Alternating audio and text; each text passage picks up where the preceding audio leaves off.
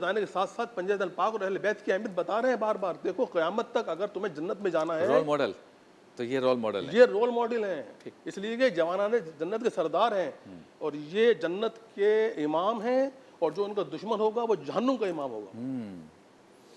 اچھا مفتی صاحب, جیسے محرم کے فضائل بیان ہوتے ہیں تو دیگر واقعات بھی تو ہوئے ہیں, جیسے تاریخ آگے پیچھے ہو سکتی ہے لیکن کچھ مطالعہ کیا تو کہ جیسے غزوہ خیبر بھی شاید محرم میں ہوئی, اسی طرح حضرت مولائے کائنات اور حضرت فاطمہ زہرا کا نکاح بھی اس میں ہوا ہے, کئی سرائے ہوئے ہیں, کئی اور واقعات, قیصر روم کی شکست, سب یہ محرم الحرام میں ہوئے, لیکن سب پہ سبقت لے گیا واقعہ کربلا. اس کا ذرا بتائیے کہ کیا بتانا مقصود تھا کہ یہ بھی ہوگا, یہ بھی ہوگا, یہ بھی ہوگا, لیکن یہ ہوگا؟ بسم اللہ الرحمن الرحیم. اللہ رب محمد صلی اللہ علیہ وسلم, نحن عباد محمد صلی اللہ علیہ وسلم. سب سے پہلے تو میں آپ کو اور آپ کی پوری ٹیم کو اس بات پر مبارکباد پیش کرتا ہوں کہ آپ نے سرکار امام علی مقام, امام ہمام, امام ہم ہمام, امام شش جہاد سیدنا امام حسین رضی اللہ تعالیٰ عنہ وردہ ونہ کی بارگاہ میں نذرانہ عقیدت پیش کرنے کے لیے یہ اپنی طرف سے جو بھی آپ نذرانہ نے ہے, کوشش کی, اللہ تعالیٰ اس کو قبول فرمائے. آمین. نبی کریم صلی اللہ تعالیٰ علیہ وبارک وسلم نے سیدہ خاتون جنت رضی اللہ تعالیٰ عنہا سے جو آپ علیہ السلام نے جو محبت کی, اور اس محبت ہی کے ثمر کے طور پر اللہ تعالیٰ نے آپ صلی اللہ تعالیٰ علیہ وبارک وسلم کے دل عطر کے اندر, قلب عطر کے اندر حسنین کریمین کی محبت کو بھی پنہا رکھا. واہ.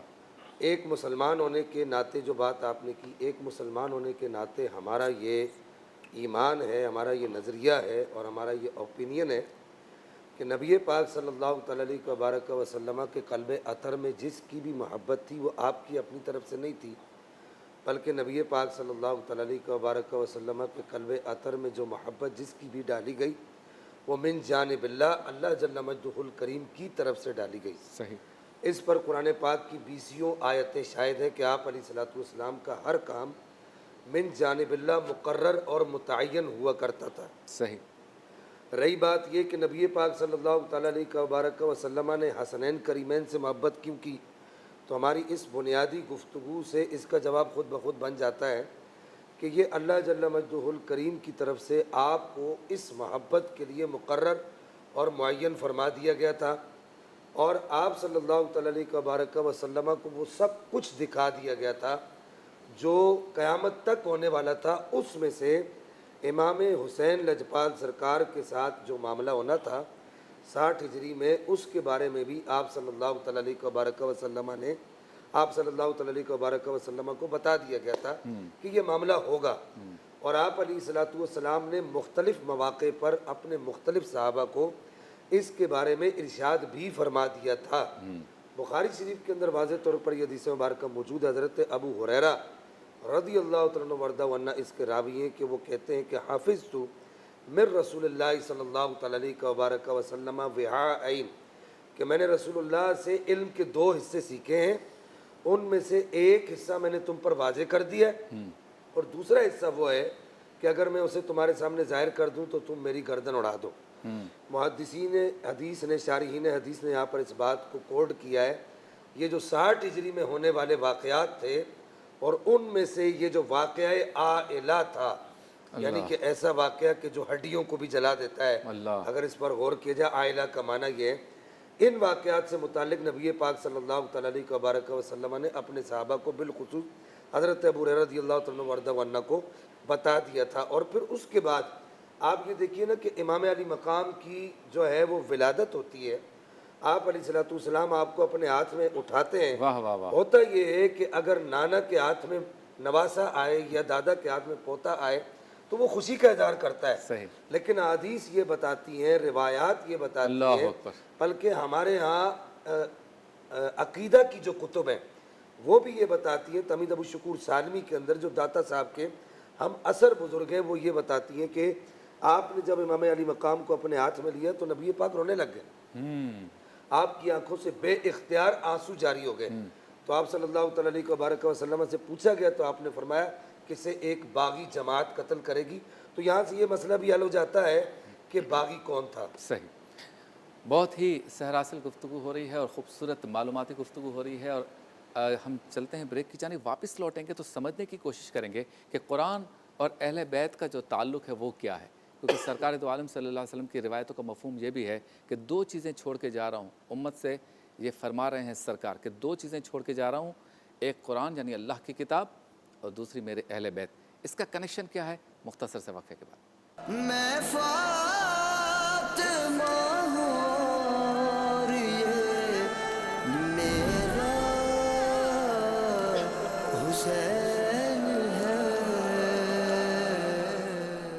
خوش آمدید، آپ دیکھ رہے ہیں محرم الحرام کی خصوصی نشریات پیکر صبر و رضا، اور موجود ہیں ہمارے ساتھ ممتاز علماء کرام اور ثنا خواں بھی، منقبت بھی انشاءاللہ پیش کریں گے۔ اچھا مفتی صاحب، کیا تعلق ہے جب سرکار فرماتے ہیں کہ دو چیزیں چھوڑ کے جا رہا ہوں، ایک اللہ کی کتاب اور دوسری میری اہل بیت؟